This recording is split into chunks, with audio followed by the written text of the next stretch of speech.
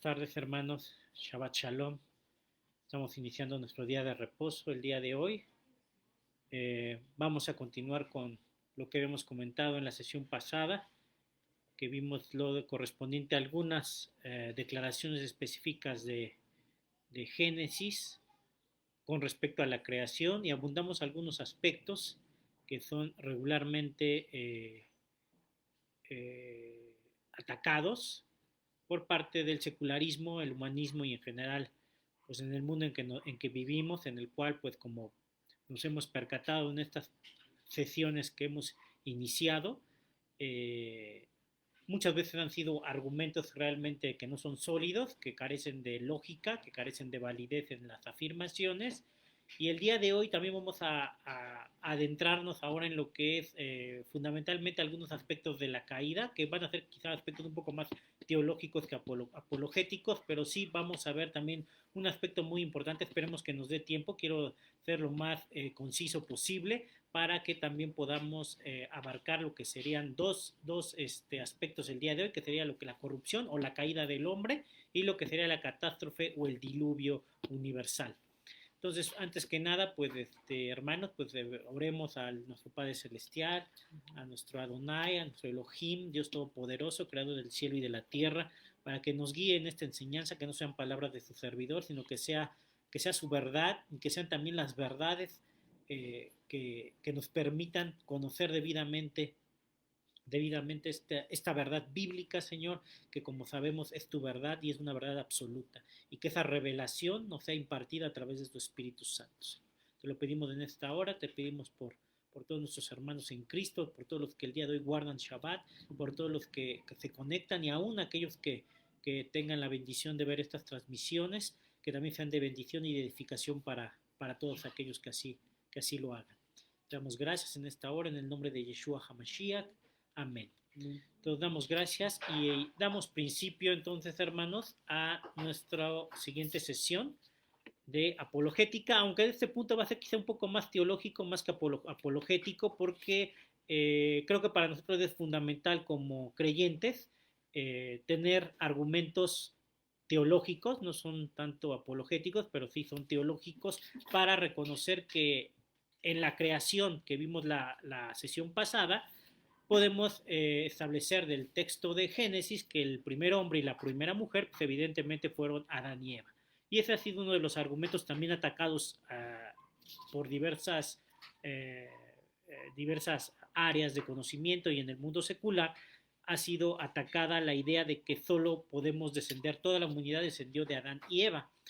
Y antes que iniciemos propiamente ya a tocar este aspecto, quería compartir con ustedes que cuando escuchamos este tipo de argumentos, que no son realmente a veces que no atacan, sino simplemente hacen manifestaciones en contra de nuestra creencia y de los argumentos bíblicos, quería compartirles para iniciar esta sesión que me acompañaran a Segunda de Corintios, ahí a su Biblia.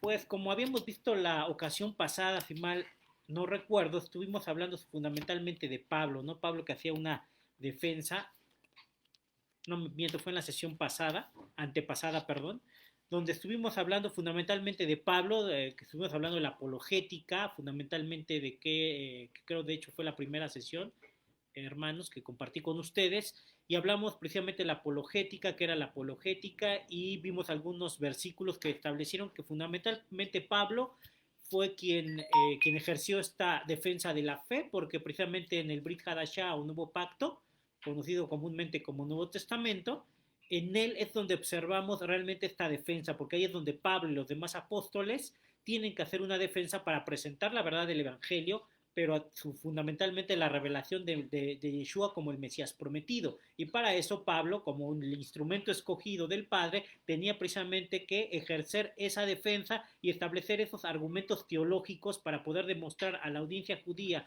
a los gentiles paganos e incluso a los gentiles israelitas que en Yeshua se cumplían las profecías y que por lo tanto él era el Cordero que quita el pecado de este mundo.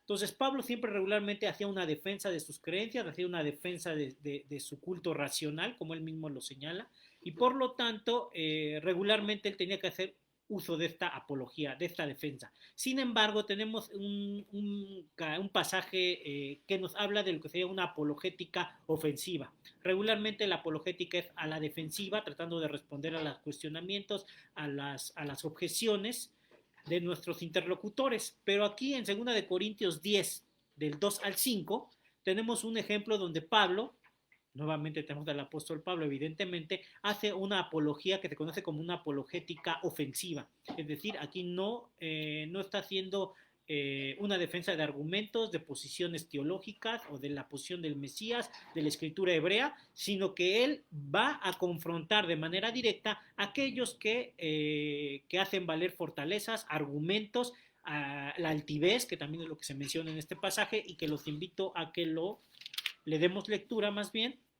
2 Corintios 10, del 2 al 5. Vamos a darle lectura a este pasaje. 2 Corintios 10, del 2 al 5. De hecho, creo que leemos del 1 para entender todo el contexto, que veamos lo que Pablo, cómo defiende su ministerio. Y entonces aquí tenemos que dice el texto: yo, Pablo, os ruego por la mansedumbre y ternura de Cristo, yo que estando presente ciertamente soy humilde entre vosotros, mas ausente soy osado para con vosotros, ruego pues que cuando esté presente no tenga que usar de aquella osadía con que estoy dispuesto a proceder resueltamente contra algunos que nos tienen como si anduviésemos según la carne. Pues aunque andamos en la carne, no militamos según la carne, porque las armas de nuestra milicia no son carnales, sino poderosas en Dios para destrucción de fortalezas, derribando argumentos y toda altivez que se levanta contra el conocimiento de Dios y llevando cautivo todo pensamiento a la obediencia a Cristo. Como se dan cuenta, hermanos, de la lectura de este pasaje, nos podemos dar cuenta que Pablo aquí hace una apologética ofensiva y va en contra de aquellos que creen que militan en la carne, y que sin embargo él manifiesta que no es así, y que por lo tanto él está resuelto a proceder en contra de estas personas que así los tienen en ese concepto, y por lo tanto él va a proceder a usar las armas poderosas en Dios. ¿Para qué? Para destruir fortalezas, derribando argumentos y toda altivez que se levanta contra el conocimiento de Dios, hermanos. Entonces creo que este pasaje es muy claro, y este es un ejemplo de lo que se conoce como una apologética ofensiva, donde el apologeta, lejos de esperar el cuestionamiento o la objeción, va a derribar los argumentos que se han levantado contra el conocimiento de Dios. Y en ese tenor quiero también compartirles que, considerando la palabra aquí, que aparece la palabra argumentos, que es lo que nos insta el apóstol Pablo a derribar, que son los argumentos, les informo que la palabra en griego para la palabra argumentos es el Strong 3053, y que significa logismos en el griego original. Es logismos, que significa razonamiento, conciencia, argumento y pensamiento. Entonces, aquí tenemos que los argumentos son razonamientos, conciencia, argumento y pensamiento. Y en el original hebreo es el Strong 8433, que es Totkat, que por palabras es una corrección, refutación o prueba, y en defensa es una amonestación, argumento, corrección, razonamiento, reprensión o reprender. Entonces, este es el concepto hebreo de la palabra argumento. Y en el caso de derribar toda altivez, que es el segundo elemento que nos señala el texto, dice que en el griego original es el Strong 5313, que es la palabra hupsoma, que significa lugar o cosa elevada, es decir, altitud, o por implicación barrera, figuradamente altivez. Ese es el significado griego. Sin embargo, el hebreo nos da un concepto todavía más específico y creo más claro para entender la altivez que está refiriéndose en el pasaje. Y aquí tenemos que es el Strong 1347, que es la palabra gaón, y significa altivez, más propiamente arrogancia, gloria, grandeza, majestad, orgullo, orgulloso, poder, soberbia.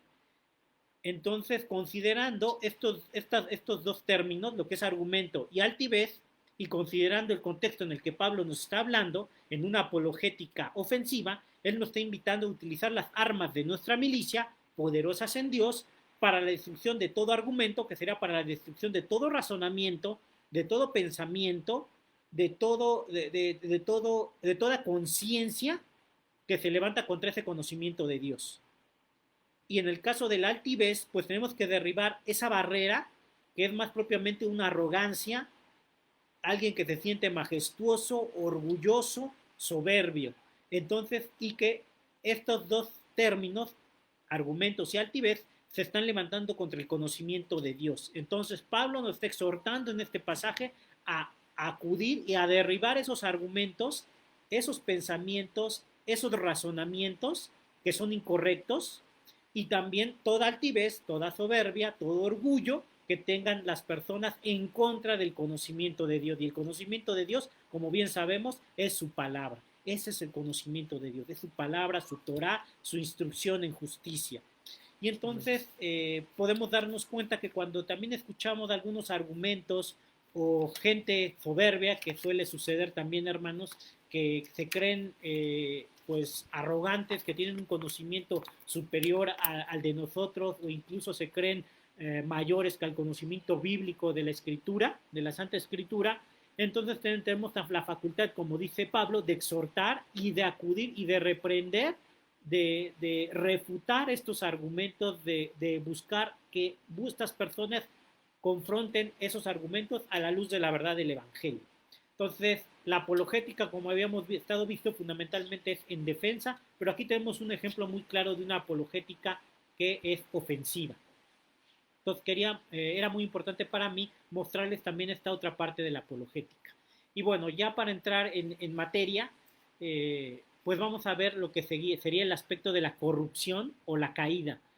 Como bien sabemos nosotros como creyentes, la historia de Adán y Eva es una de las historias mejor conocidas, es una de las historias bíblicas que más, con las que más tenemos conocimiento, e incluso el secularismo pueden tener cierto conocimiento de Adán y Eva. Pero aquí vamos a adentrarnos en el sentido de cuál fue el fundamento, la razón para que Adán y Eva fueran colocados en el huerto de Edén. Y entonces lo primero que tenemos que entender es que en el diseño de Dios era pues, tener una comunión íntima con el hombre. Tan es así que la comunión que tenía con Adán y Eva era una comunión muy estrecha y, como dije, una comunión muy íntima. Y si vemos el inicio del pasaje en Génesis 2.15, si gustan acompañarme a Génesis 2.15.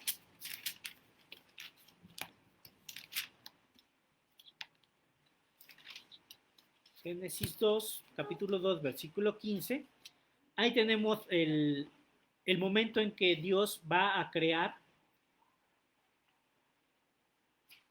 y dice que tomó pues Jehová al hombre y lo puso en el huerto de Edén. Ya lo había creado y en este segundo capítulo lo está colocando. ¿Para qué lo que está haciendo Dios? Ya tiene una intimidad, evidentemente es la creación, la última y más grande creación de Dios es el hombre y la mujer, y entonces decide primeramente el Eterno poner a Dios, aquí dice, tomó pues Jehová Dios al hombre y lo puso en el huerto de Edén para que lo labrara y lo guardase.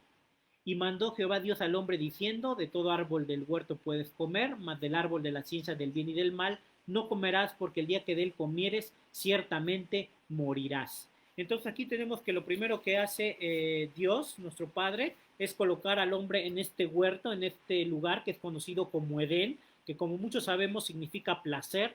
Era un lugar que también lo identificamos con el paraíso, pero fundamentalmente se identifica más con el término placer, es decir, el Edén era un lugar placentero. Y si bien Dios había mandado al hombre como responsabilidad labrarlo y guardarlo, entendemos que no era una actividad que implicara un esfuerzo muy grande, sino que era una actividad placentera para el hombre, y él podía disfrutar de todo el huerto y de todo lo que se encontraba en esta creación que había efectuado Dios. En ese sentido, los invito ahora a que vayamos a Génesis 2, del 16, los acabamos de leer, perdón, vamos ahora del 19 al 20, igual en el versículo 2, pero del 19 al 20, vamos a dar lectura también a ese pasaje, del 19 al 20, que dice a la letra: Jehová Dios formó pues de la tierra toda bestia del campo y toda ave de los cielos, y los trajo a Adón para que viese cómo los había de llamar. y todo lo que Adán llamó a los animales vivientes, ese es su nombre. Y puso a Adán nombre a toda la bestia y ave de los cielos y a todo ganado del campo, mas Adán no se halló ayuda idónea para él. Entonces aquí tenemos una parte de la historia bíblica en el sentido de que Dios pone a Adán a efecto de que nombre a todos los animales y de la creación, pero aquí es un punto importante que debemos también considerar, que es muy específica la última parte del versículo, porque muchas veces se ataca en el sentido de que Adán no hubiera tenido la capacidad o el tiempo para nombrar a todos los animales del mundo, de toda la creación, no hubiera tenido la capacidad de hacerlo. Sin embargo, tenemos primero que considerar el primer aspecto, que Adán era perfecto. Adán era perfecto, a la imagen y semejanza del Dios Altísimo. Por lo tanto, su capacidad intelectual era mucho mayor de la que nosotros podríamos pensar. No obstante que en el secularismo, el humanismo siempre nos han hecho creer que el hombre antiguo siempre tenía una menor capacidad intelectual. La verdad es que si hacemos un análisis muy preciso e incluso no solo en el conocimiento teológico bíblico, sino del conocimiento secular y del conocimiento científico, nos vamos a dar cuenta que las personas de hace 3, 4, 5 o 6 siglos antes que nosotros tenían una capacidad intelectual mayor de la que muchos podríamos tener el día de hoy. Podemos ver, sobre todo en la época que se conoce como la Ilustración, podemos ver gente que era filósofo, que era historiador, que se dedicaban a las ciencias naturales, es decir, tenían una gama de actividades muy diversas, y como lo puedo ver en biografía de diversos, como de Isaac Newton, como de Kepler, como de otros fundadores de las ciencias modernas, nos vamos a dar cuenta que tenían una capacidad intelectual de conocimiento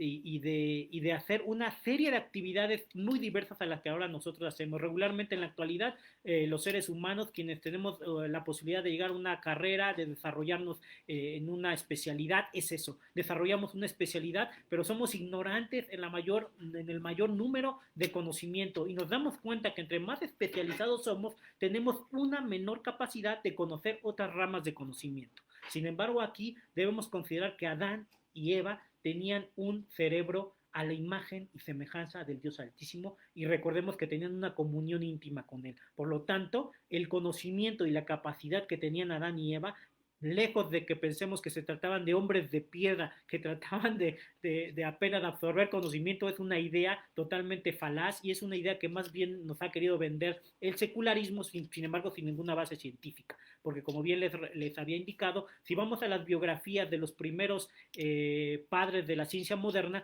nos vamos a dar cuenta que eran multifacéticos, que tenían diversas ramas de conocimiento y diversos campos de ciencia o del saber, en los cuales ellos podían desarrollarse y podían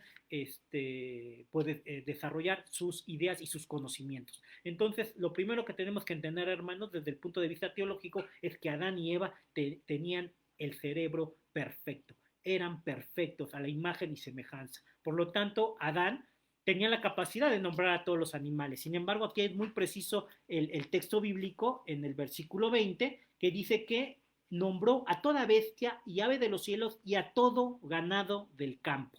Es decir, aquí el Padre nos especifica que en ese primer momento únicamente le trajo los animales del campo. Por lo tanto, quedan excluidos pues una gran cantidad de animales. No obstante, seguramente después de la creación de Eva, evidentemente, Adán fue el que nombró a todos y cada uno de los animales. Sin embargo, debemos tener en cuenta este aspecto. Adán era perfecto a la imagen y semejanza del Dios Altísimo. Por lo tanto, su capacidad intelectual, sin duda, era muy superior a la que nosotros pudiéramos pensar.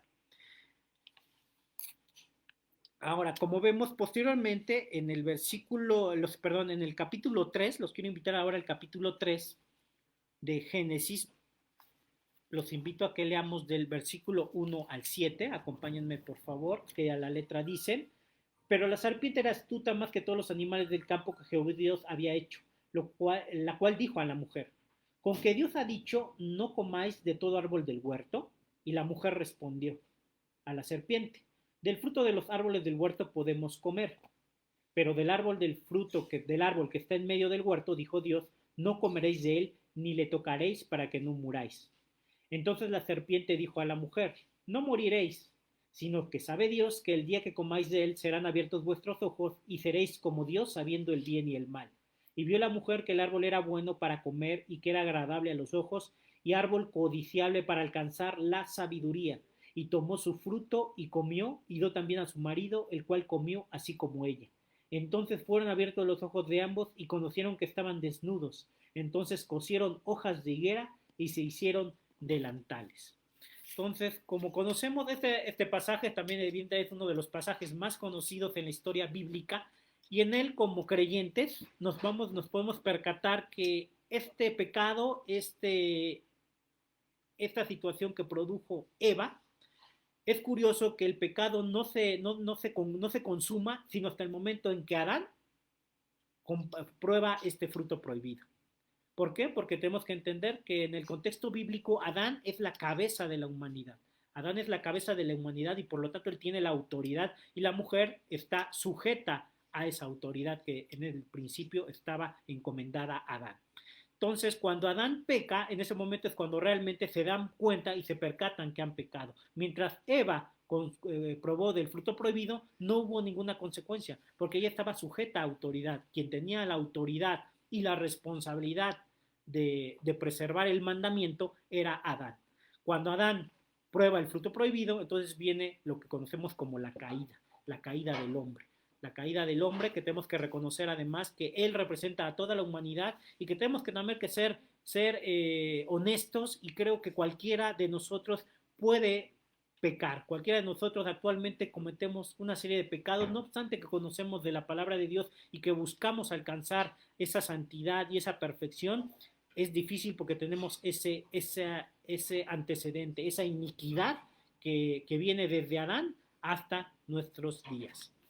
Entonces quiero hacer un énfasis muy especial en el sentido de que se menciona en el versículo 1 del capítulo 3 que la serpiente era astuta, que era astuta más que todos los animales. Y aquí quiero irme al significado de la palabra astuto, que conforme a la Real Academia de la Lengua Española, la palabra astuto significa agudo, hábil de engañar, para lograr artificiosamente cualquier fin. Les repito, el significado de la palabra astuto, según la Real Academia de la Lengua Española, hermanos, es agudo, hábil para engañar, evitar el engaño o para lograr artificiosamente cualquier fin. Entonces, aquí nos damos cuenta que la serpiente en el jardín es un animal astuto, que quiere decir que es un animal que es hábil para engañar, para promover el engaño. Esto para lograr artificiosamente cualquier fin. Y entonces, ¿cuál era el fin? Precisamente desviar al hombre y a la mujer de los mandamientos de Dios, que en ese tiempo solo tenían que labrar y guardar el huerto, y la única instrucción, se puede decir que el único mandamiento que les da en ese primer momento el Eterno es no comer del árbol del conocimiento del bien y del mal. De ahí en fuera ellos tenían una comunión y tenían una libertad. Sin embargo, aquí la serpiente, que es astuta, utiliza esa astucia para engañar y para lograr artificiosamente ese fin. ¿Cuál era ese fin? El fin era que desobedecieran a Dios, pero a través de la astucia, a través de un engaño. No es de manera directa, y eso es hasta nuestros días, hermano. Muchos comentaristas bíblicos y predicadores reconocen que la mayor batalla y lucha del creyente no está en algo que pudiéramos ver de una manera muy directa. Fundamentalmente nuestras batallas están en la mente, en nuestros pensamientos, en nuestra conciencia. Por eso en este versículo que les invité a leer de 2 de Corintios, Pablo está exhortando a que nosotros seamos los que derribemos todo argumento, es decir, todo pensamiento, toda conciencia, todo razonamiento que está en contra del conocimiento de Dios. Y aquí, ¿qué hace el enemigo? El enemigo lo que hace es, por medio de la astucia, del engaño, del error, desviar al hombre del camino, desviar al hombre del fin que en ese momento el Eterno buscaba y que al día de hoy sigue sucediendo lo mismo. Somos víctimas del engaño, de la astucia del enemigo, aunque no nos demos cuenta. Y como bien dicen varios comentaristas bíblicos y predicadores, la mayor batalla de nosotros como creyentes está en nuestra mente, en nuestros pensamientos, porque de ahí derivan nuestras acciones.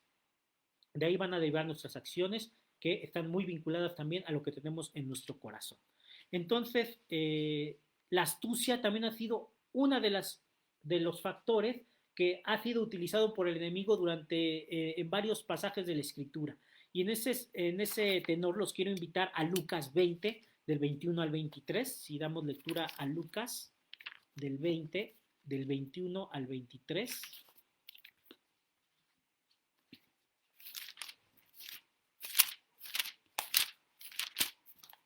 Lucas 20 y versículo 21 y 23. Vamos a ver aquí que tenemos al maestro, tenemos a nuestro Mesías, al cual lo están cuestionando y dice el texto. Y le preguntaron diciendo, maestro, sabemos que dices y enseñas rectamente y que no haces acepción de persona, sino que enseñas el camino de Dios con verdad. No, y le cuestionan, ¿nos es lícito dar tributo a César o no? Y dice, mas él, tenemos aquí al Mesías, comprendiendo la astucia de ellos, les dijo, ¿por qué me tentáis? Aquí tenemos evidentemente el Mesías conociendo la verdad. Él se da cuenta que tratan de utilizar la astucia, la misma astucia que fue desde el principio en el jardín de Edén con Adán y Eva. Es la misma astucia que en este texto el Mesías reconoce en la pregunta, evidentemente malintencionada, para tentarle, pero es a través de la astucia, porque ¿qué busca la astucia? Que caigamos en un error, que nos desviemos del camino, nos busca engañar de una manera hábil.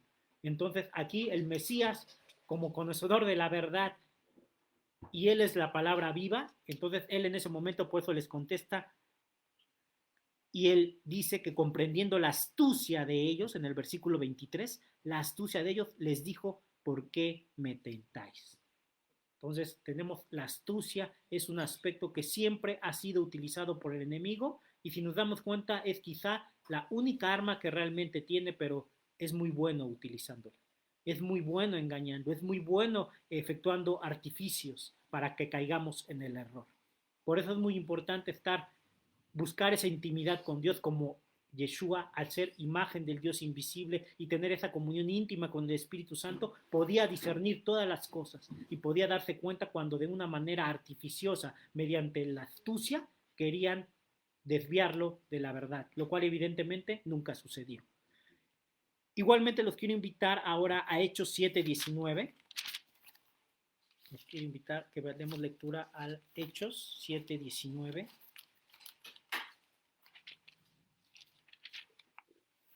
Donde también vamos a encontrar esta referencia a la astucia.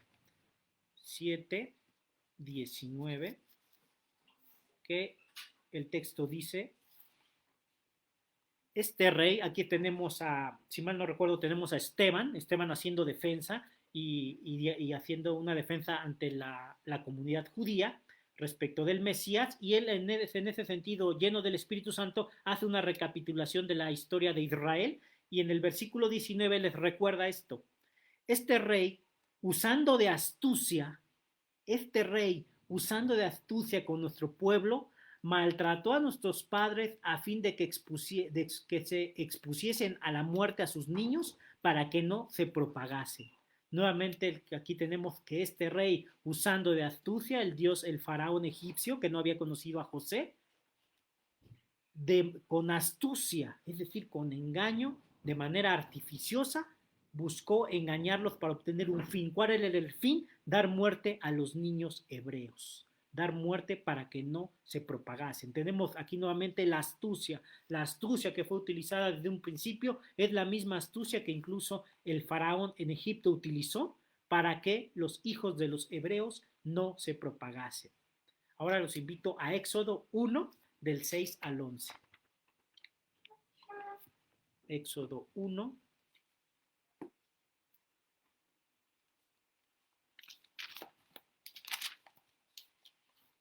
Del 6 al 11, por favor.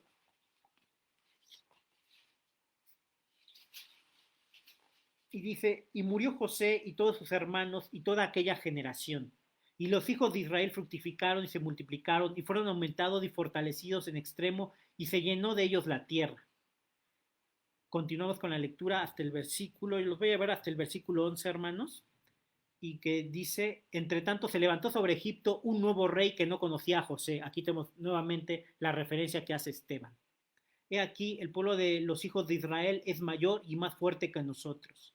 Ahora pues seamos sabios para con él, para que no se multiplique, y acontezca que viniendo en guerra, él también se una a nosotros, a nuestros enemigos, perdón, y pelee contra nosotros y se vaya de la tierra. Entonces pusieron sobre ellos comisarios de tributos que los molestasen con sus cargas y que edificaran para Faraón las ciudades de almacenaje, Pitón y Ramasés.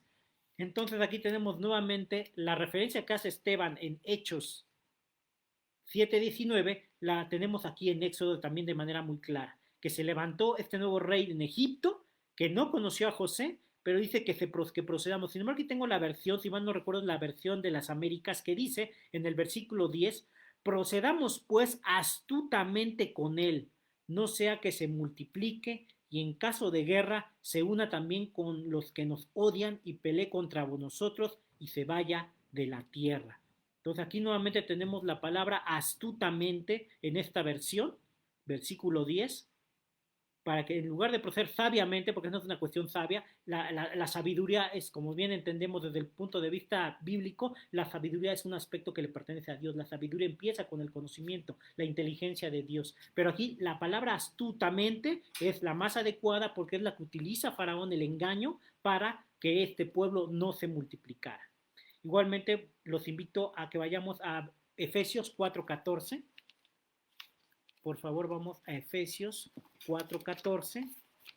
Y como se darán cuenta, la astucia de la que hizo mano el enemigo desde un principio en Edén es la misma astucia que, como podemos ver en este pequeño recuento, nos estamos percatando que la astucia es el arma que ha utilizado el enemigo desde el principio para inducirnos a error y engañarnos.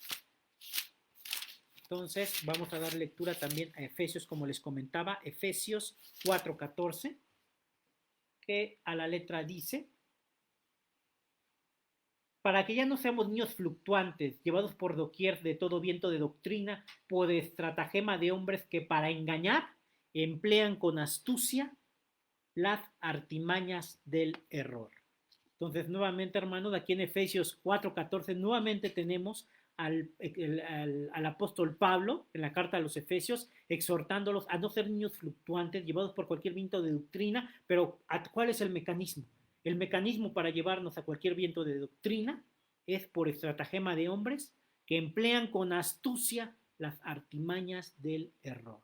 Entonces tenemos nuevamente la astucia, es la que utiliza el enemigo desde el principio y a lo largo de estos textos, como hemos visto, utilizan la astucia para artificiosamente llevarnos al error, llevarnos al engaño.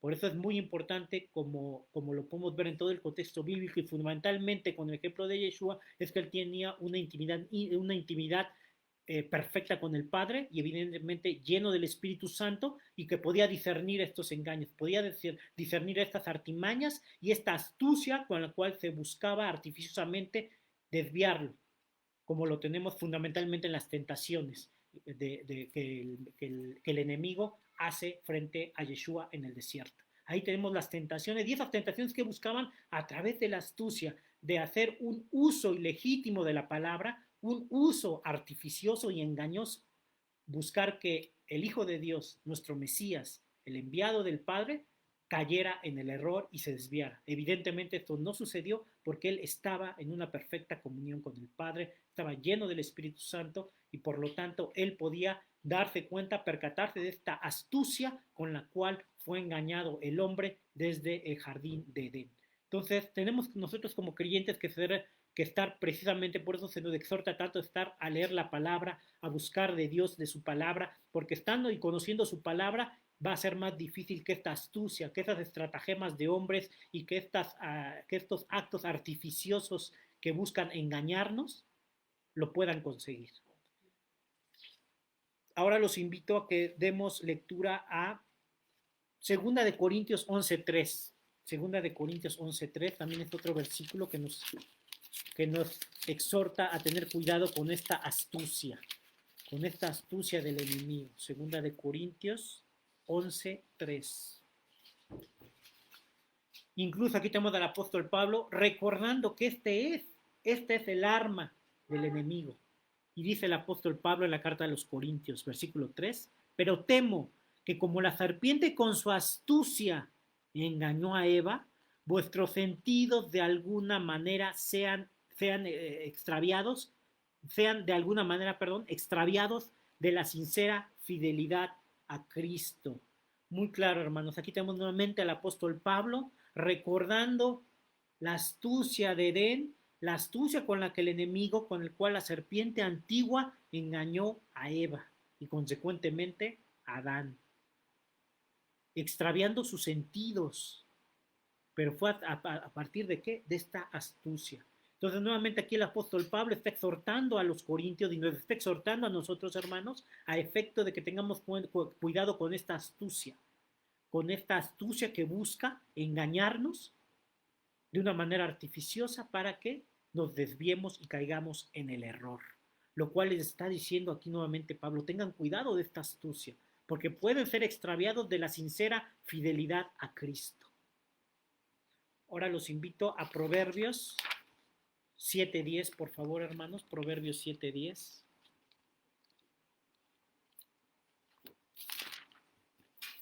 Proverbios 7:10.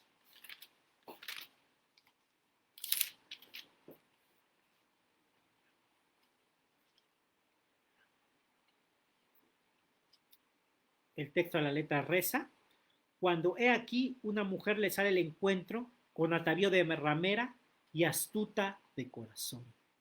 Les leo nuevamente: cuando he aquí una mujer le sale al encuentro con atavío de ramera y astuta de corazón. Aquí en este pasaje nuevamente vemos la astucia, incluso desde el corazón, para engañar nuestro corazón. Con atavío, es decir, utiliza elementos, la mujer ramera, utiliza un atavío, se hace de elementos para, con su astucia de corazón, engañar al hombre, extraviarlo de su fin, de su objetivo, del propósito que nos ha marcado Dios. Por eso desde el principio de este versículo dice, y los invito al versículo 1, dice, de este capítulo 7, dice: hijo mío, guarda mis razones y atesora contigo mis mandamientos. Guarda mis mandamientos y vivirás, y mi ley como las niñas de tus ojos.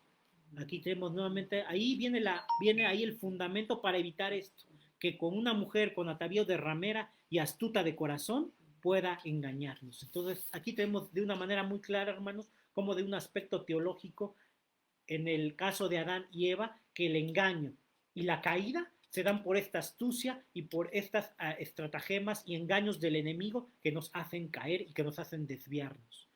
Entonces es muy importante, hermanos, que tengamos muy presente, porque el pecado, ¿qué trajo consigo? La muerte y el sufrimiento. A partir de la caída de Adán y Eva, vamos a encontrar que incluso el escritor de Génesis, Moisés, nos dice que a partir de ahí vinieron espinos y cardos. Antes de eso, hermanos, todo era perfecto. Todo era perfecto. No había muerte, no había sufrimiento, no había ningún mal, no había nada malo en la creación del Eterno. Todo era perfecto. Sin embargo, a partir de la caída es donde podemos percatarnos que se da la muerte y el sufrimiento, los dolores de parto, el trabajo del hombre que va a ser con el sudor de su frente, es decir, ya no va a ser sencillo como cuando en un principio en Edén estaba, que en el Edén era placentero, su actividad de labrar y guardar era una actividad placentera. Sin embargo, aquí ya hay cardos, espinos y cardos, lo cual nos hace ver que ya hay obstáculos, que hay sufrimiento, que ya no es de manera tan sencilla como lo era en el principio. Entonces aquí es muy, muy importante para nosotros como creyentes en el Mesías y en la palabra de nuestro Dios, de nuestro Elohim, que el pecado, la desobediencia del hombre es lo que nos llevó a la muerte y el sufrimiento. Porque este es un aspecto importante y que es uno de los aspectos que muchas veces se objeta a los creyentes. Si Dios es tan bueno, si Dios es tan bondadoso, ¿por qué hay muerte? ¿Por qué hay sufrimiento? Y aquí está la respuesta desde el principio. Hay muerte y hay sufrimiento porque el hombre mismo fue el que dio lugar y dio pie a esto, a la muerte y al sufrimiento. Por lo tanto, esto es lo que da principio a esto. No fue Dios. Dios lo único que hizo fue hacer todo perfecto. Sin embargo, el hombre fue el que cayó, fue el que corrompió su creación del Dios. Y al suceder esto es cuando vamos a tener a partir de ahí muerte y sufrimiento. Un aspecto importante que también les quiero recordar del registro fósil, y incluso se comenta incluso ya de manera muy, pues de una manera muy general, de casi dominio público, que se ha encontrado en los registros fósiles animales con artritis, con cáncer. Eso quiere decir que desde antes ya había enfermedades, pero ese antes se tiene como un principio y lugar en que se da este evento de la muerte y el sufrimiento y la enfermedad como consecuencia de todo esto, es que incluso el registro fósil reporta enfermedades como cáncer, como diabetes, como artritis, no solo en los supuestos, incluso en los supuestos eslabones perdidos del hombre. Se han encontrado, por ejemplo, que algunos registros fósiles que fueron presentados como eslabones perdidos del hombre no eran más que hombres que, por ejemplo, tenían artritis. Con estudios que se han sometido se ha podido demostrar que tenían artritis. Entonces, este registro fósil también nos demuestra que ha habido sufrimiento desde que el hombre cayó. Y entonces cuando nos dicen o nos tratan de hacer ver que Dios fue el que permitió la muerte o es el que permite la muerte, el sufrimiento, el dolor, las enfermedades, no es cierto, Dios lo hizo todo perfecto. El hombre fue y cualquiera de nosotros, siendo Adán cabeza de la humanidad, cualquiera de nosotros hubiera caído. Cualquiera de nosotros es una condición real. Y eso es lo que trae el sufrimiento. Por eso también cuando nos dicen que, como lo habíamos visto anteriormente, que se tratan de meter en estos versículos, en estos primeros capítulos de Génesis, en que Adán se tratan de edades y que podemos meter miles de millones de años y que no se tratan de días de 24 horas, debemos de considerar esto. Si se trataran de días de miles de años o millones de años, como algunos sugieren, entonces el sufrimiento se daría a partir de etapas muy posteriores a Adán o a Eva. Y esto se da desde un principio, a partir del pecado, y a partir de ahí se da todo este sufrimiento. Ahí, por lo tanto, los invito a que reflexionemos de esta parte. Entonces, la creación es perfecta y toda la muerte y el sufrimiento es consecuencia del hombre. Tan es así que, como vamos a ver adelante, ¿qué tuvo que hacer Dios? Dios tuvo que sacrificar parte de su creación. Cuando dice el escritor de Génesis que Dios los tuvo que vestir, que cubrir con pieles, de una manera profética está diciendo que tiene que cubrir el pecado. ¿Y con qué tuvo que cubrir el pecado? A través del sacrificio de algún animal, evidentemente. A través del sacrificio de un animal. Entonces, ¿qué hace Dios? Dios tiene que sacrificar su creación perfecta, que Él hizo con amor, dedicación. La tiene que sacrificar. Tiene que sacrificarla para no castigar más al hombre. Lo único que hace, tú morirás ciertamente, pero mi creación, que con esta entrada al pecado fue corrompida, ¿qué tengo que hacer? Tengo que cubrir ese pecado. Entonces, ¿qué tiene que hacer con el hombre? De una manera profética, tiene que cubrirlo con las pieles de animales, pero para ello tuvo que sacrificar a un animal, evidentemente. ¿Eso qué es? Tuvo que sacrificar su creación. Yo creo que podemos quizá todos los que somos padres y que hemos tenido, que tenemos gracias al Eterno, tenemos hijos, nos podemos dar cuenta que somos partícipes de esa creación a través de nuestros hijos. Y que si alguien les causara daño a ellos, a esta creación de la cual nosotros somos parte, ¿qué sentirían, hermanos? Que alguien los dañara en lo espiritual, en lo emocional o incluso en lo físico. ¿Qué clamaríamos nosotros? Justicia. Clamaríamos que sucediera algo que tratara de reparar ese daño que a veces es irreparable, como en el caso de la corrupción y la caída del hombre, la destrucción de la creación perfecta del Eterno se corrompió, hermanos. Ya no fue perfecta. Y seguramente el Dios eterno, con el dolor de ver su creación perfecta que había sido corrompida, tener él mismo que ser partícipe de esa corrupción para matar a algo de su creación perfecta para cubrir al hombre. Aún así, desde ahí, Dios muestra su amor para con nosotros al sacrificar algo proféticamente para cubrirnos con sus pieles, para cubrir el pecado del hombre, y desde ahí incluso hacer juicio, desde ahí hace también su juicio. Él busca la justicia, porque hubo una injusticia, busca hacer la justicia y entonces hace el juicio para la serpiente antigua, para Satanás, le hace un juicio. Pero al hombre también le tiene que hacer un juicio porque él también es responsable. A la mujer también le hace un juicio porque él es un Dios justo, porque hubo un daño a su creación perfecta. Si a nosotros nos hacen un daño, incluso cuando tú, como en tu trabajo o en la actividad que realices, si tú eres creador de algo y viene alguien y lo destruye, creo que tú clamarías por justicia, por un juicio, porque inherentemente al ser imagen del Dios eterno tenemos ese sentido de justicia que Dios tuvo que efectuar al momento de que se dio el pecado de Adán y Eva. Entonces reflexionemos que Dios tuvo que sacrificar su creación. Lo que Él había creado con tanto amor para nosotros, tiene que sacrificarlo para cubrir el pecado de Adán y Eva y efectuar su juicio. Porque tiene que haber un juicio por el daño que se ha causado a la creación y que, como dice la Escritura, la creación gime al día de hoy por la revelación y porque los hijos de Dios nos manifestemos. La creación gime porque esa creación era perfecta.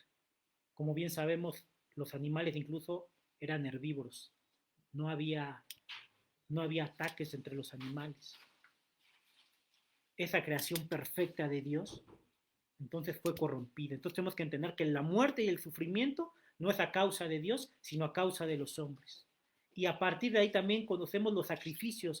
Los sacrificios se dan no por causa de Dios, sino por causa de nosotros. Porque el sacrificio que tuvo que hacer Dios, ese sacrificio tuvo que venirse repitiendo durante generaciones en el pueblo hebreo y en el pueblo de Israel y en el pueblo judío, se tuvo que dar precisamente por esta corrupción, por este pecado, y a partir de ahí se da el sistema sacrificial, se da por una cuestión del pecado del hombre, es decir, es causa de nosotros, no causa de Dios. Y entonces los invito a que vayamos a Levítico 17:11, hermanos, que nos da mucha luz a este respecto. Levítico 17:11.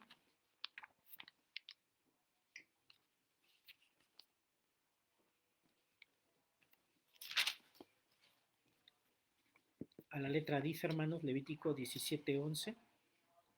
Porque la vida de la carne en la sangre está, y yo les he dado para hacer expiación sobre el altar por vuestras almas, y la misma sangre hará expiación de la persona. Aquí tenemos la razón, es para expiarnos a nosotros. ¿Pero por qué? Porque desde un principio, como Adán pecó y nosotros seguimos pecando, y el pueblo hebreo y el pueblo de Israel seguía pecando, Dios tiene que de una manera muy clara instruir al pueblo de que la vida está en la sangre. La vida que estaba en ese primer animal que Dios tuvo que sacrificar, ahí tuvo que haber expiación. Fue el sustituto para que nuestras almas recibieran esa expiación que aquí dice el texto, para que la sangre hiciera expiación por nosotros, por cada uno de nosotros.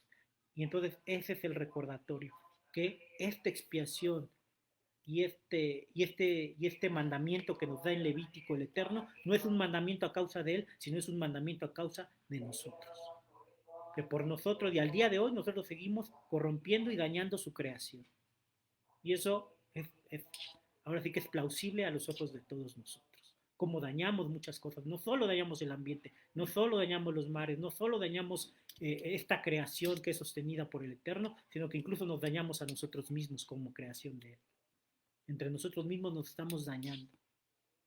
Entonces, eso es lo que Dios, por eso instituye este sistema sacrificial que se da a partir del pecado del hombre,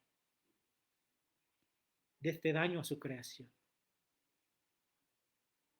Pero Él en amor y promete desde aquel momento que iba a venir aquel que iba a destruir y a golpear en la cabeza a la serpiente a través de la simiente de la mujer, lo que se conoce como el protoevangelio. Desde ahí está la promesa del Mesías, de nuestro Redentor,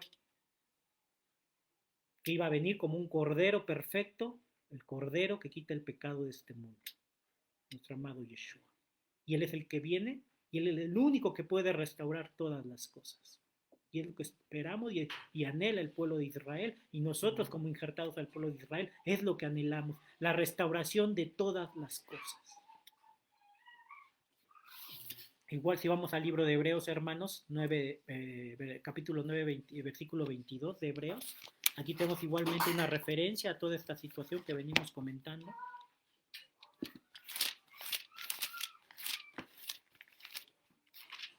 Hebreos 9, 22.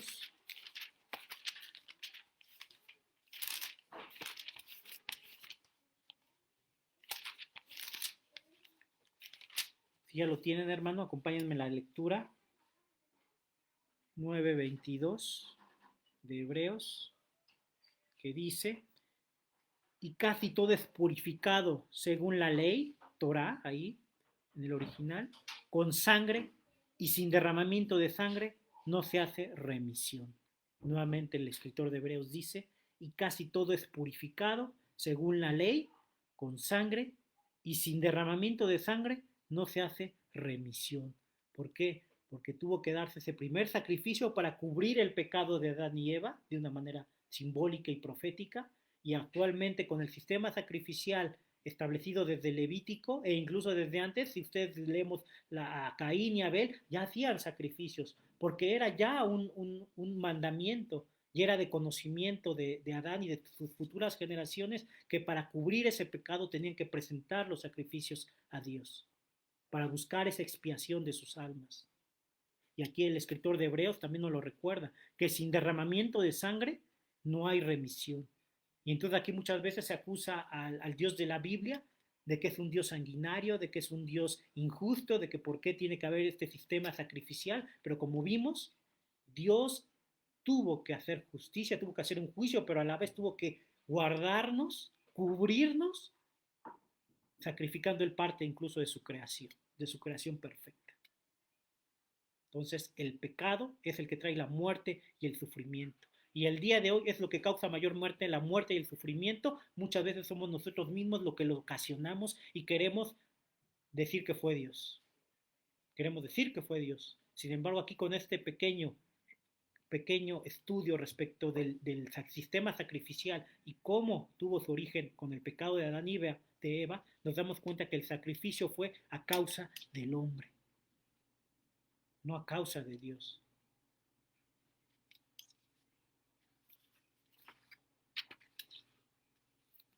En ese sentido, ahora los invito a que recordemos también que muchas veces se argumenta que Adán y Eva no eran los únicos, que seguramente habían otro tipo de hombres, otras razas. Sin embargo, podemos nosotros como creyentes y considerando las genealogías que nos establece el libro de Génesis, que si el Dios de la Biblia es el Dios de verdad, que nosotros sabemos que así es, por lo tanto estamos conscientes nosotros como creyentes y conocedores del texto bíblico que Adán y Eva son el origen de toda la humanidad. Si ellos son el origen de toda la humanidad, por eso la consecuencia de la muerte y el sufrimiento vienen aparejados a partir de ese acontecimiento. Pero como vimos, la muerte y el sufrimiento y los sacrificios que establece Dios en su ley, incluso desde antes, son por causa del hombre. Y que proféticamente el animal sacrificado, que muchos comentaristas y estudiosos bíblicos aseguran que se trataba sin lugar a dudas de un cordero, fue el que cubrió el pecado de Adán y Eva. Y que es el Mesías, es el que viene y es el que vino propiamente a cubrir también nuestro pecado. Entonces ahora los invito a Hechos 17:24. Creo que aquí tenemos problemas con la transmisión.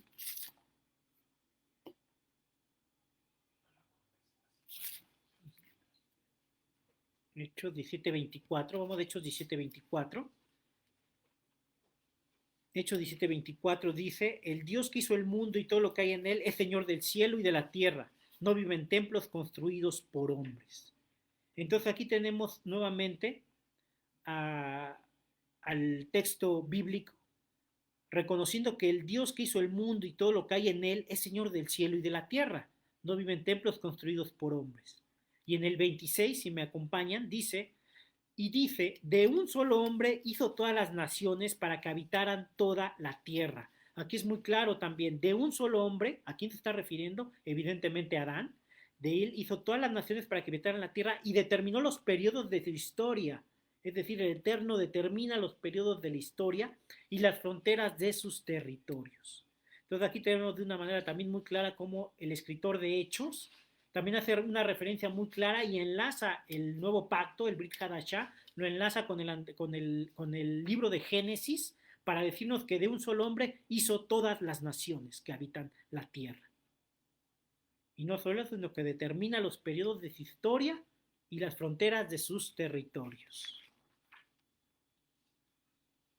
Entonces, si partimos de que la creación, como lo hemos visto, es un hecho cierto, y como vimos, la evolución no cumple ni siquiera con el método científico para darle credibilidad y no tenemos ningún elemento científico que lo sustente, podemos darnos cuenta que en la creación hay cambios, porque podemos ver que cada especie si bien parten de una misma clase, como puede ser el caso de los perros, el caso de los gatos, el caso del mismo hombre como creación de Dios, todos somos diferentes. Sin embargo, se ha podido determinar con el estudio del genoma humano que el hombre, en general, compartimos casi la misma información genética. No hay variaciones grandes. Y podemos ver que esto también lo podemos ver a simple vista entre nosotros. Podemos ver diferentes estaturas, diferente color de piel, diferente cabello, color de ojos. No obstante, a pesar de todo esto, seguimos compartiendo mayormente la misma cantidad genética, de información genética que nos puede clasificar como hombres, como la raza humana. De hecho, una de las conclusiones del estudio del genoma humano es que nosotros somos una raza humana y que por lo tanto la idea de razas como diferencias entre los hombres no existe. Eso fue una falacia histórica y que nos fue enseñada durante mucho tiempo sin ningún sustento científico incluso, porque el genoma humano determinó que no existen las razas, sino únicamente la raza humana, lo cual confirma el texto de Hechos que acabamos de leer, el texto de Hechos 17:24, que él de una sola raza, de un solo hombre, en el 26, perdón, de un solo hombre hizo todas las naciones para que habitaran la tierra. Y eso es confirmado por las conclusiones del estudio de genoma humano. Pero ahora también quiero compartirles otro aspecto importante. No obstante que ya se cuenta con el genoma humano, actualmente también ya se ha podido establecer el estudio y las conclusiones de otros animales, como en el caso del perro, y se ha podido demostrar que todas las razas de perros que podemos identificar en la actualidad, todos derivan de una clase común, que en este caso es el lobo. Es decir, el lobo es el animal a partir del cual los caninos se diversificaron. Y este estudio se hizo al examinar la variación secuencial del ADN mitocondrial de 654 perros domésticos. Y esto fue publicado en la revista Science el 22 de noviembre de 2002. Y entonces este estudio dice, se ha establecido que el perro doméstico tuvo su origen a partir del lobo. Hemos examinado la variación secuencial del ADN mitocondrial, ADN-MT, de 654 perros domésticos que representan las principales poblaciones de perros en el mundo, lo cual sugiere un origen común en el mismo acervo genético para todas las poblaciones de perros. Entonces, aquí, hermanos, nos podemos dar cuenta que de un estudio publicado en la revista Science ya se pudo determinar evidencia genética en el caso del origen de todas las razas de perros. Se puede determinar que más bien es una variación genética y que todos derivan del lobo, de la clase del lobo. De ahí se van a derivar todas las diferentes clases o especies de perros. Ahora, no solo tenemos estudios, ya se ha hecho también en otros animales, pero entonces la pregunta o la conclusión que podríamos nosotros establecer es que Adán y Eva evidentemente son nuestros ancestros comunes. Y que si esto no fuera cierto, el mismo estudio de genoma humano hubiera reportado, en el caso del hombre, evidencia de secuencias en ADN que pudieran demostrar que tuviéramos algún ancestro distinto a Adán y a Eva. Sin embargo, con esto nos podemos dar cuenta de un aspecto muy importante, que todos entonces, de una manera muy cierta, somos parientes, ya sea cercanos o lejanos, pero todos somos parientes, porque todos venimos de unos mismos padres, Adán y Eva.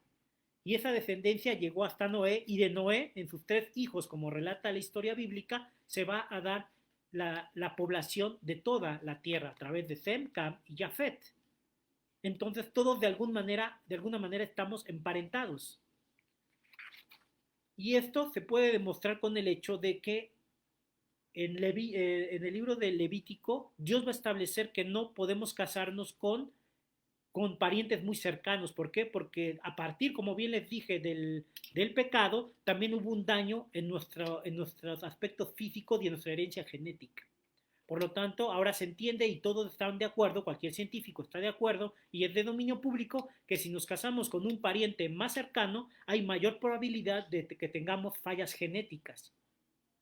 Y eso sucede porque, por eso Dios en su sabiduría, al saber que hay una caída del hombre, también hay una afectación en su ADN. Y por lo tanto Él prohíbe el casamiento de familiares cercanos, y entonces que con su ley, con su Torah, Él establece que entonces tiene que haber un casamiento entre parientes más lejanos. Porque entre parientes más lejanos existe menos probabilidad de que hayan daños genéticos. Y eso está demostrado incluso científicamente con los estudios de ADN. Por eso es que incluso cuando alguien piensa en casarse, se hacen los famosos estudios, los estudios de sangre, de laboratorio. ¿Por qué? Porque tienen que determinar que seamos parientes lejanos, que no haya una similitud en los ADNs que pueda promover una falla genética que produzca una enfermedad, como el síndrome de Down, como cualquier otra falla genética que pueda darse. Eso suele evitarse al verificar que no hay una cercanía o que no hay un acercamiento genético muy, muy cercano de esas dos personas. Y incluso se ha podido demostrar que una pareja pudiera tener exactamente, para que pudiera tener 2 hijos iguales, esto no sucedería, y se ha podido demostrar que esto en números probabilísticos es 10 a la 2017 potencia. Es decir, una pareja puede tener más de, les repito la cifra, 10 a la 2017 potencia, es decir, 10 más 2017 ceros adelante. Esa es la probabilidad para que pueda haber 2 hijos semejantes, lo cual es pues improbable. Tan solo se calcula que en el universo es 10 a la 80 potencia el número de átomos existente en el universo. Por lo tanto, la variabilidad genética que puede tener el ser humano es muy grande.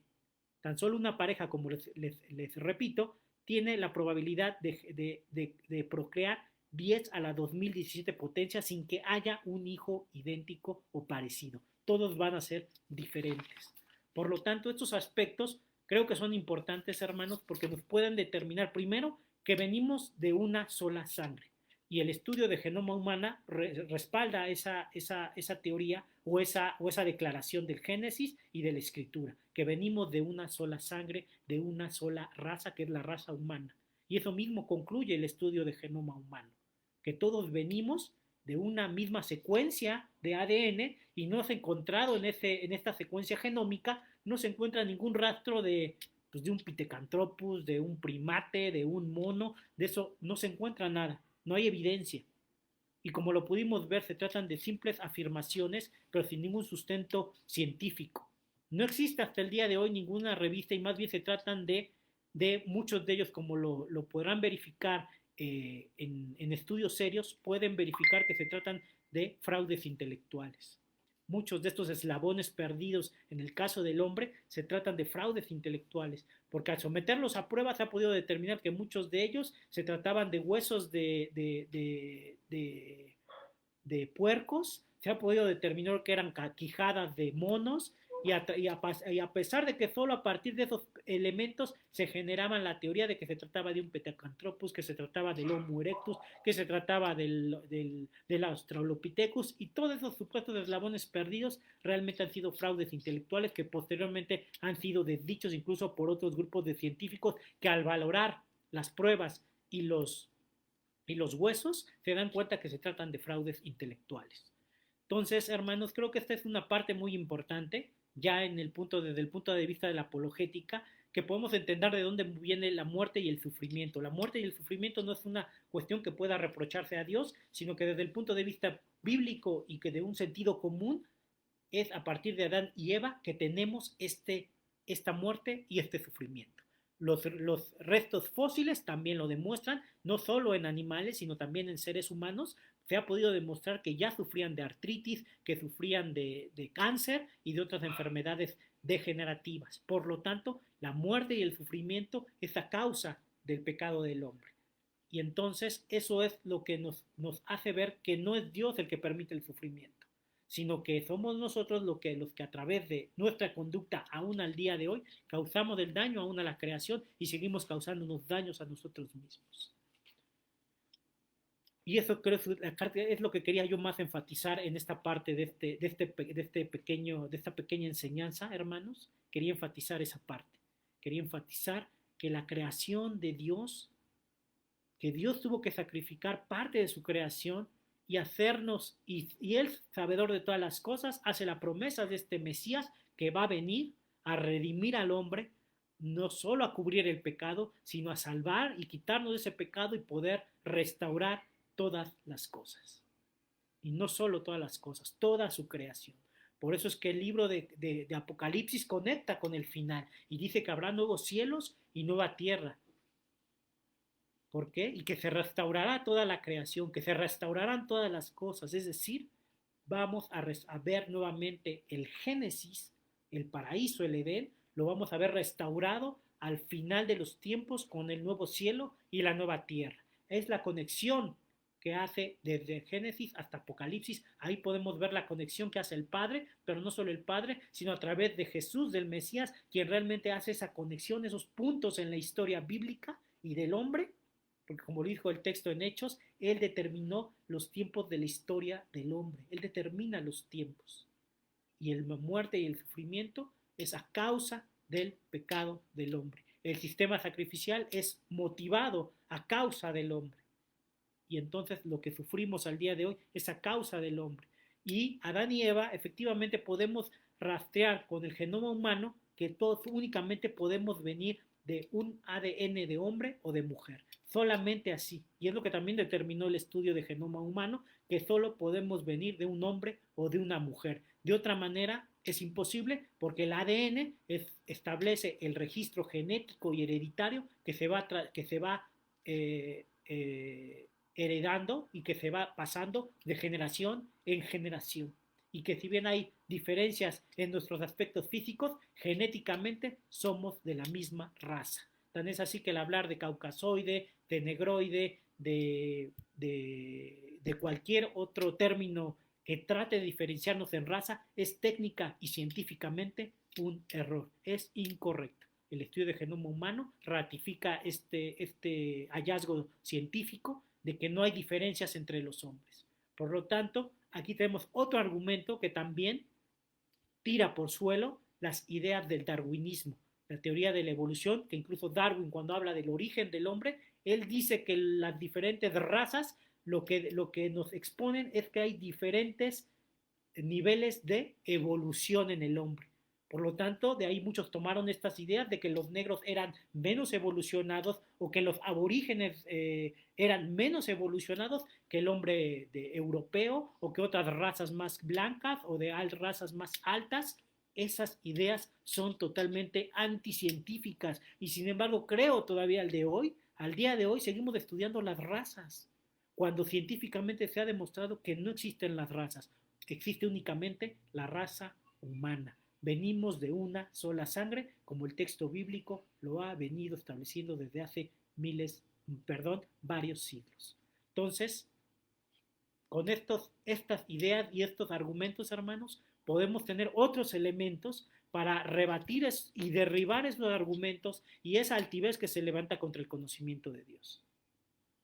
Quería hacer esto de una manera muy, muy sintética, ver todos estos aspectos muy, pues muy precisos para que tengamos otros elementos, otros argumentos que podamos utilizar en nuestras conversaciones a efecto de poder demostrar que muchas ideas como las razas son anticientíficas, como el hecho de que hay eslabones perdidos, también podemos determinar que son anticientíficos y que no existen ningún eslabón perdido. Podemos establecer también que conforme al ADN solo puede transmitirse el ADN conforme a la replicación que el ARN y el código genético establece. Entonces no hay diferencia. Y un aspecto también importante, hermanos, es en el sentido de que contamos con sustentos como incluso el del perro para poder determinar que ellos tienen que tienen una clase, una especie de la cual derivan todas las razas de perros, que técnicamente tampoco serían razas, sino que todos vienen de un ancestro que es el lobo, y a partir de ahí lo que veríamos como razas, o el mundo quiere ver como razas, el mundo científico lo ve como una variabilidad genética.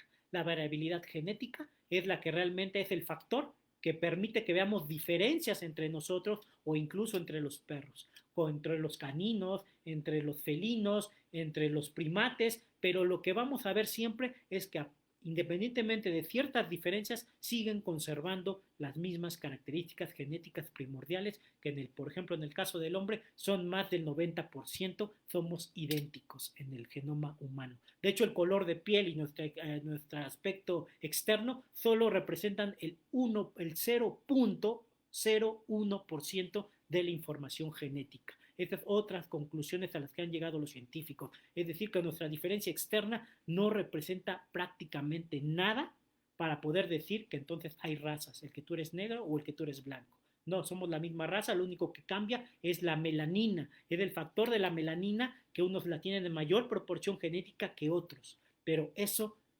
no puede determinar que existan razas, y así como otros rasgos que han querido establecer como una manera de querer validar el argumento de las razas, es totalmente anticientífico. Entonces, este es otro argumento muy importante, hermanos, que creo tenemos que tener a la mano, y en la siguiente sesión vamos a ver lo que sería la catástrofe. En la catástrofe nos vamos a abocar al diluvio. Y en el diluvio, hermano, también vamos a tocar muchos aspectos, bueno, no muchos, sino más bien vamos a tocar aspectos muy precisos que también nos van a poder ver que esa historia, lejos de ser una historia imaginativa, fantasiosa, una alegoría, es una historia que incluso tiene fundamentos científicos, fundamentos que han hecho científicos en el área de la navegación y de la construcción de naves marítimas, para que podamos ver si esta historia es factible, si es posible y si fue cierta. Evidentemente nosotros como creyentes les adelanto que es una historia cierta, y lo vamos a ver con varios elementos que nos van a poder determinar si era factible que el diluvio tuviera lugar, y que en segundo lugar la historia de Noé y del arca de Noé fueran hechos ciertos e históricos. Entonces, hermanos, pues les doy gracias por haber estado en esta transmisión. Pues le doy gracias también a nuestro hermano Saúl, que nos permite estar transmitiendo desde su hogar aquí en este lugar, y le damos gracias al Dios eterno, al Dios de Abraham, al Dios de Isaac, al Dios de Jacob, que nos permite ir revelando estos conocimientos que lamentablemente no son tan publicitados como cuando escuchamos de algunas otras ideas o teorías que se publicitan en los periódicos, pero que no tienen realmente ningún sustento científico, y que más bien se tratan de la astucia, se tratan de artificios, se tratan de estratagemas de hombres que tratan de hacernos caer en el error, como lo fue en el principio con Adán y Eva, el engaño. Entonces, hermanos, recordemos que la mayor lucha, la mayor batalla que tenemos se da en nuestras mentes. Ahí se da la batalla para no caer en el engaño, caer en el error del enemigo a través de la astucia que busca a través de artificios desviarnos al error. Que el Dios de Abraham, el Dios de Isaac, nos guarde de todo esto, que el Altísimo Elohim nos permita estar llenos de su Espíritu Santo para poder hacer uso no solo de estas herramientas y de estos conocimientos, sino sobre todo de su Evangelio, porque Él es el que tiene la verdad y como pudimos ver de una manera muy clara, nos establece de manera muy evidente su verdad. Les doy gracias por habernos escuchado y los invito para la próxima sesión.